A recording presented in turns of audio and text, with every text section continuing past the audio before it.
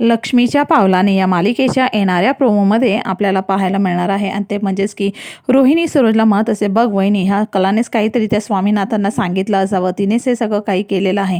अद्वैतने इतक्या छान छान डिझाईन दाखवल्या परंतु ते स्पष्ट नकार देत आहे. यामध्येच कलाचाच काहीतरी दोष असावा.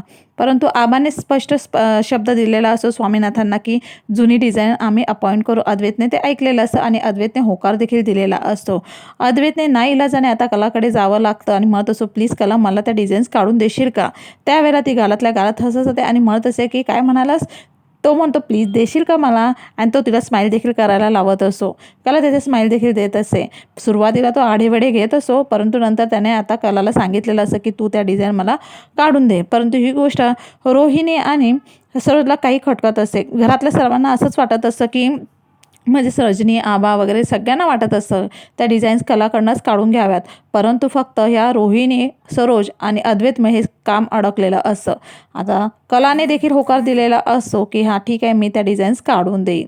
अशा पद्धतीने स्वामीनाथनने आणि आबाने मिळून जी कला आहे तिची जी कला त्यांनी पारखलेली असते आणि त्यामुळेच त्यांनी पुन्हा कलाला डिझायनर म्हणून अपॉइंट केलेलं असतं. ॲक्च्युली हे सगळं जे केलेलं असतं ते आबांनीच केलेलं असतं.